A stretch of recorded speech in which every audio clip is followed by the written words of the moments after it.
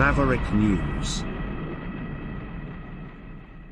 The world is watching.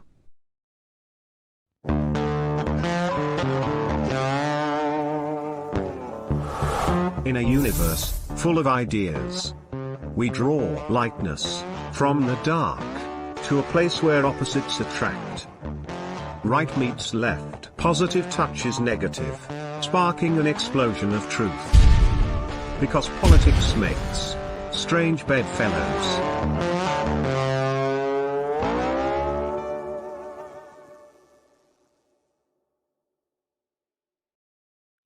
It's interesting, we were talking about the Husseinites earlier, you know, how Husseini is still a hero in Palestine. They have streets named after him in Gaza to this day, just like the Banderites do in Ukraine, right? They have statues for Stefan Bandera. They have streets named after him, and they, to this day, make no apologies for their Nazi past, like none whatsoever. And just to show you what I'm talking about, I'm going to show you a quick clip from, this is actually from 2014, when all of this was firing up in Crimea and in the Donbass. This is from Ukrainian television, and this is how they explain their love and admiration to this day for Stefan Bandera. He was named the Sly Fox, a nickname generated after several years of eluding assassins. It was on these streets of Munich in Germany's Bavarian region that this controversial Ukrainian figure used to walk, but that was until the 15th of October 1959. Nationalist and independence leader Stepan Bandera was poisoned by cyanide gas outside his house. A KGB defector called Bogdan Stashinsky threw the toxic concoction, a murder ordered by the Soviet government. That, at least, according to German investigators. This week marks 56 years since his death, and with the annexation of Crimea, war in eastern Ukraine and EU sanctions on Russia, the legacy of Bandera has now reappeared after being buried for half a century. He is a polarizing figure way beyond the borders of his homeland. Here in Munich, his grave has been vandalized several times over the past few years, doused with paint, the marble cross torn down. Police continue to look for the vandals. A police representative said the case was handed over to prosecutors. Stepan Bandera was a famous Ukrainian freedom fighter, and of course we consider political motives. Therefore, the investigation is also led by the public security services in Germany. Ukrainian nationalists idolized Stepan Bandera's actions during World War II, whilst looking towards the new threat in the east, Moscow. But particularly in Russia and eastern Ukraine, he is viewed as a Nazi collaborator, a terrorist, his followers accused of committing atrocities against ethnic Poles and Jews. But how did Bandera get to Munich? Well, post-World War II, the city became the center of Ukrainian migrants, many former prisoners of war who had no desire to return to the Soviet Union or stay in refugee centers in Germany or Austria. Historian Dmytro Slepko. There were 3 KGB structures. The first was from Vienna, where he was under surveillance. They even managed to track his son from school, and through his son they wanted to find his family, because his surname was no longer Bandera, but Popol. At Bandera's grave in Munich's Waldfriedhof cemetery, flowers are maintained with water from the Black Sea and soil from Ukraine. Despite attacks, his family insist the nationalist leader's resting place remains there. Neither the organization of Ukrainian nationalists nor the family agree that the remains be transferred back to Ukraine because of the dangers there. Even in the village where Stepan Bandera was born, a monument to him was blown up twice, so there would be danger. Therefore, it is better to leave them in Munich. Russian propaganda jumped on Bandera's partisan actions to justify early uprisings and its intervention in eastern Ukraine in 2014, a move Moscow claimed was needed to protect peaceful ethnic Russian speakers in Donbass from extermination, comparing those efforts to Stalin in World War II. But even as Vladimir Putin winds down his military intervention in Donbass, the Kremlin's actions have left far-reaching consequences. A more independent, united Ukraine, perhaps the real dream of Bandera all those years ago.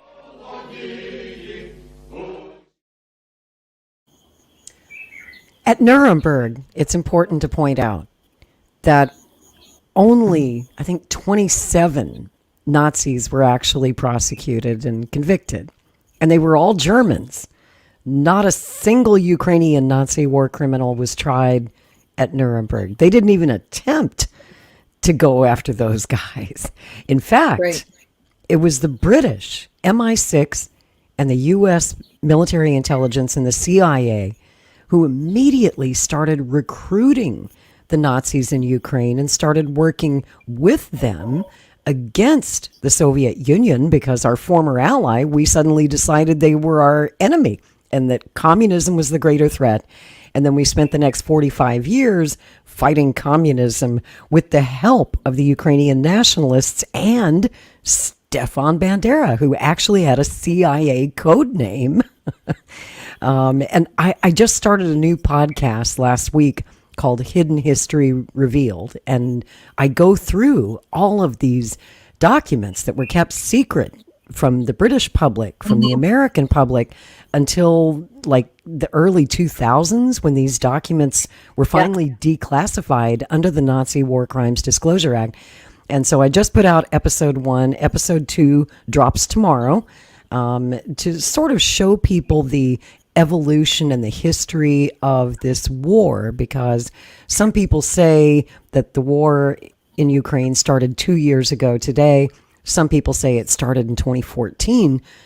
I say it started 75 years ago, right after World War II ended. That's exactly what we were doing. We were using these guerrilla militia movements, these Nazis, to fight the Soviets, to do guerrilla warfare. And we did that for most of the 20th century, for half of the 20th century. Operation Nightingale, I think that's what it was called, where they were using. And I feel like my voice is really quiet. Is it? No, I can hear you just fine. So, all the Ukrainian nationalist leaders all escaped after World War II into the American zone. That's right. And ended up in Western countries, like every freaking single one of them. Like Yaroslav Hunka over there in Canada, the 98-year-old Nazi we saw honored by the Canadian Parliament last year. I mean, I wrote some notes here. And of course, Mykola Lebed, who's the subject of my first episode of the podcast. He was probably the highest ranking Ukrainian Nazi war criminal who was ever brought into the United States. And he was personally recruited by CIA Director Alan Dulles, who got the Immigration Service to look the other way. They knew he was a Nazi when they let him in. And then they they protected him. Is that the guy that ended up writing World War II military history? He did. He had a publishing company, which was a CIA front for many years, called Prologue Publishing. It was based in New York City. That's where Mykola Lebed did anti-communist propaganda, books, radio shows, television shows, and they were broadcast in Canada and the United States, and especially in parts of Ukraine. It was kind of like this underground radio that somehow got around Soviet censorship, and they were just trying to inflame the hatred of the Soviets, the communists, that was already there in the Ukrainian nationalist movement and had been there since 1917. And they were just trying to basically effect regime change in the Soviet Union. That's what the whole operation was about. And they had a number of different projects: Project Aerodynamic, Project Cartel, Project Belladonna. There's a whole bunch of them, Carthage. And all these different projects were actually failures. The CIA wasn't proud of them. That most of them, these operatives were frequently caught and either imprisoned or killed by the Soviets. The KGB knew exactly what was going on. They knew what Prologue Publishing was. They knew that it was a CIA front. But we, the people, did not know that until the early 2000s. And most people to this day still don't know it, because they don't go to the trouble that you and I do as historians to go through the actual declassified documents. And that's why Right. they don't believe us when we tell them, yes, they are Nazis in Ukraine, and yes, they are Nazis in Palestine. It's all very, very well documented. And yet they're teaching people an inverted version of history. They're literally rewriting history right before our very eyes. So I remember when the war started, I tweeted at you and said, I can't wait for Lori to dig into the CIA files And I for Al did. Husseini. Mhm. It didn't make me any friends, I'll tell you that. Uh, so Except you. at the So at the thank you. Nuremberg trials, there was a Colonel Erwin Stoltz. I think that's how you say it, Stlolze. Hmm. He testified that Melnik and Bandera were German intelligence agents. Yep. And Um, British. well, he didn't testify that, Yeah. but they became British. They became British agents Later. too. Correct. Yeah, but these were the leaders of the OUN, the OUNM and the OUNB, and Konovalets. He also escaped to a Western country, I believe. But I mean, every single frickin' one of them, every single one of them. Anyways, They were protected until the end of their lives. the really important one to me though is Stetsko, Yes. Yaroslav Stetsko. who started the ABN Hmm. and who got into Reagan's head. Hmm. And George Bush. Yeah, got into George Bush's head, and also managed to testify. I mean, he harassed the CIA for the longest time to let him testify before Congress. And he finally got his foot in, I don't know how, to speak before the,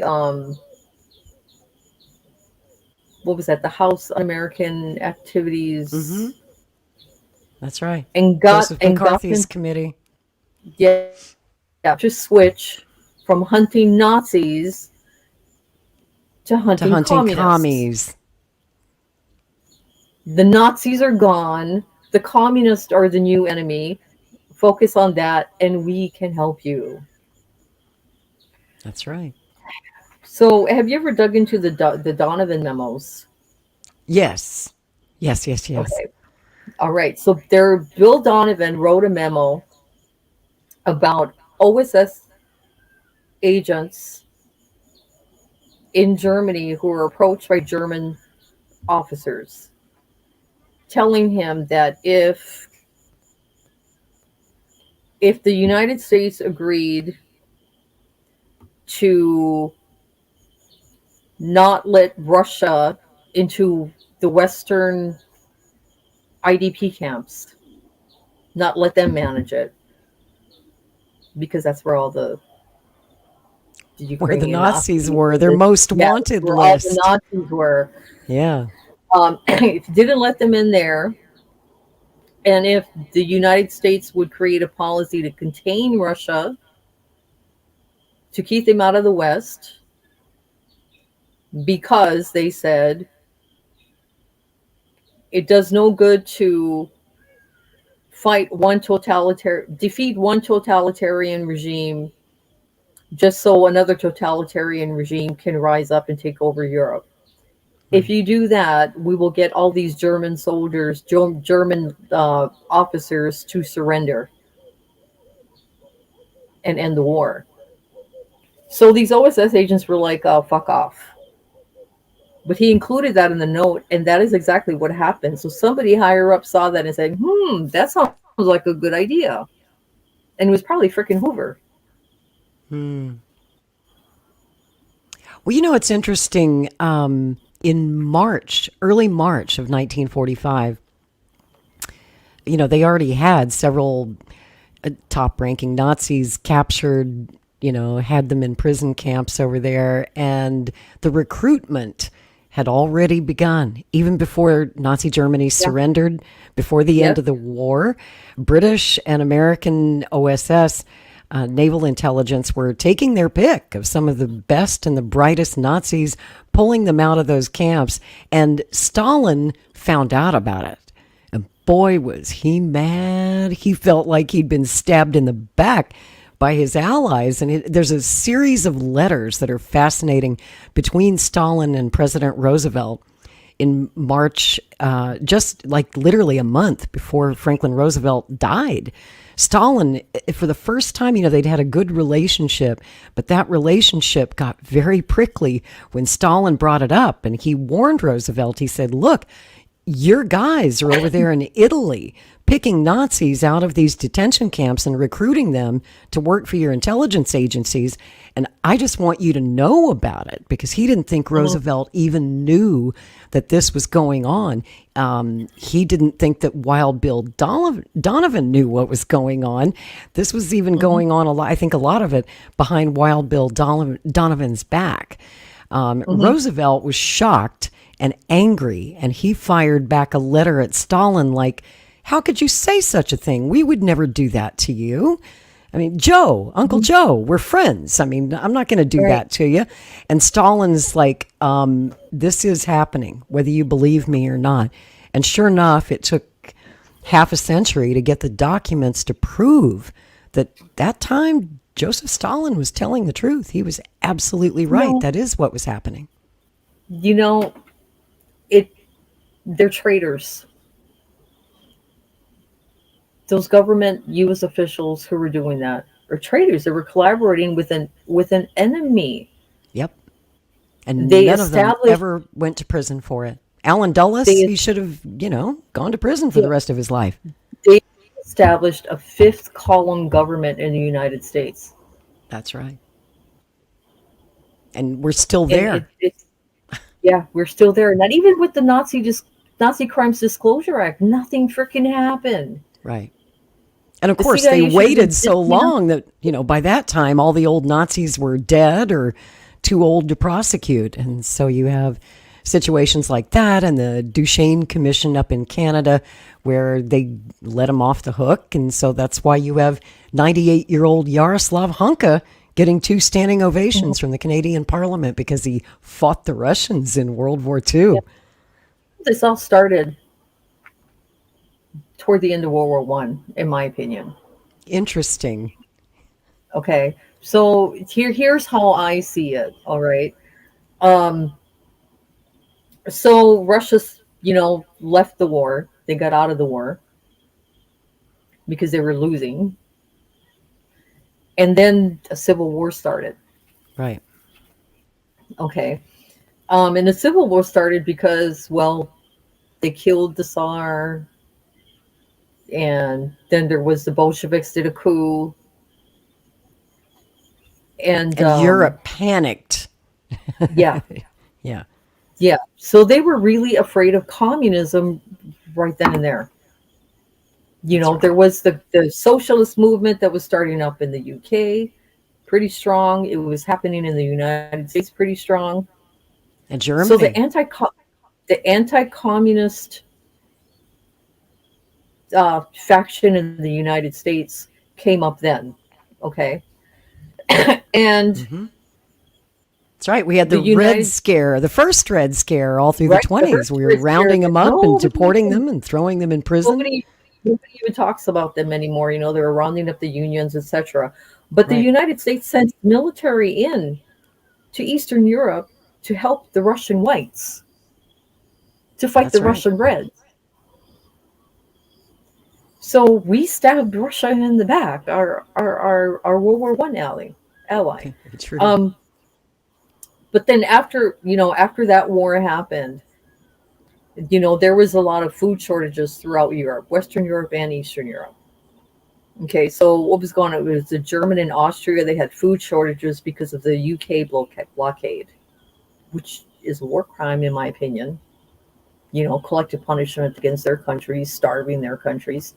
And then Russia had a few food shortage because, well, the war devastated them, and there was droughts, etc.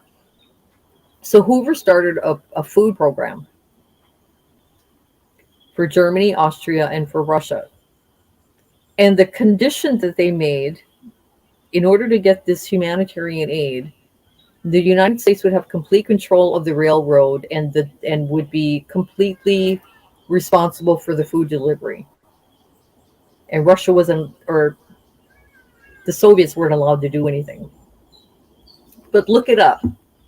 The whole plan was to weaponize the starvation to turn the people against socialism and get it in their heads that socialism means starvation.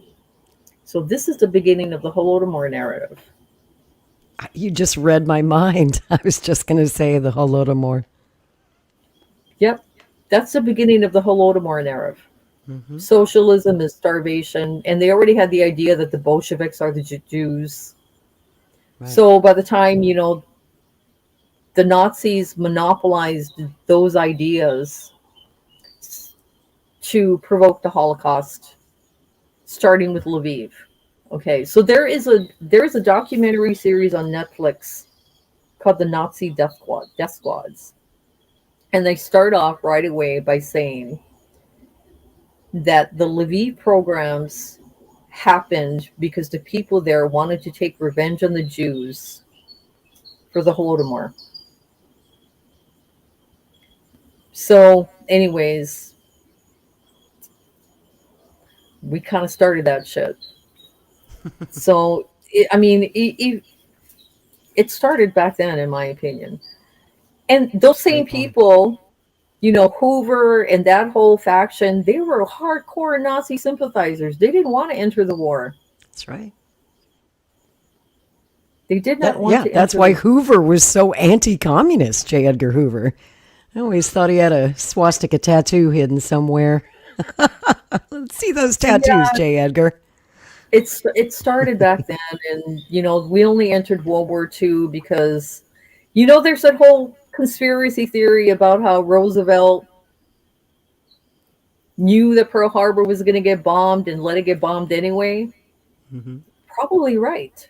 Mm-hmm. Because he wanted to go to war against the Nazis. But the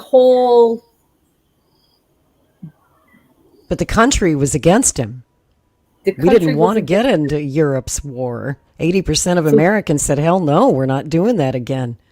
So in his mind, he was probably like, the only way that the country is going to be behind us going, and these freaking Nazi sympathizers are going to be behind it, is if, the United States gets attacked. And so he let it get through.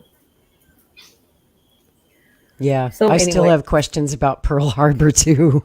A lot of questions. And, what kind of questions? Because I grew up in Hawaii. Oh, really? I don't know if you've read the book Roosevelt and Stalin by Susan Butler. It's a really good read. I recommend it.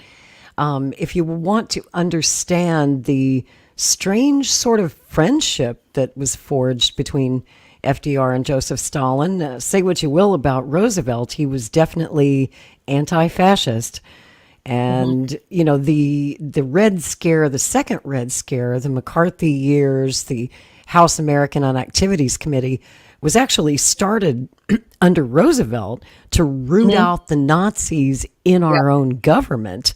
But after Roosevelt died, it was inverted. It was changed. Right. And they stopped going after Nazis. In fact, as soon as Roosevelt died, that's when we stopped. All prosecutions of any Nazi war criminals or American businessmen who had provided material support or done business with the Nazis, all those prosecutions halted. No one was prosecuted after Roosevelt died. And the next thing you know, we've got the House Un-American Activities Committee and Joe McCarthy going after communists, not the fascists. And the Nazis were allowed to immigrate to the United States as long as they promised not to try and start a Fourth Reich in America. They were like, okay, you can come in as long as you don't try to establish a Fourth Reich in the United States, but communists from anywhere in the world were not allowed to immigrate to the United States. It asks you right there on the immigration form, are you a communist? And if you answer yes, you can't come in. But if you're a Nazi, it's cool. Come on in. We got you. Yeah. That's a fact. My husband was telling me that when he came to America back in the 90s, did you have to sign a form saying you weren't a communist? Yeah. In the 90s. Yep. Mm-hmm. I'm told that that's still on the form to this very day. And former President Trump, who's now running for president again, he's reiterating that policy. And not only that, he's talking about deporting communists. So if you came here from a communist country or you're a communist, he's going to kick your ass out. That's what he says. I don't know if he'll actually do it. Trump says a lot of things and then doesn't actually do them. But, I think he's part of the whole game. He's part of the game. Yeah. It's all an act. Well, yeah. And just recently, within the last couple of weeks, we heard Trump basically saying that he would continue to support Ukraine in the fight against Russia. So people think, he wants to end the war, and he's said, I'll end it in 24 hours. Then he turns around and contradicts himself and says, we shouldn't put so much funding into it. But he didn't say he would stop the funding and stop supporting Zelensky and that regime in Ukraine. So, I mean, Trump's just a wild card. You can't figure the guy out. Good luck, America.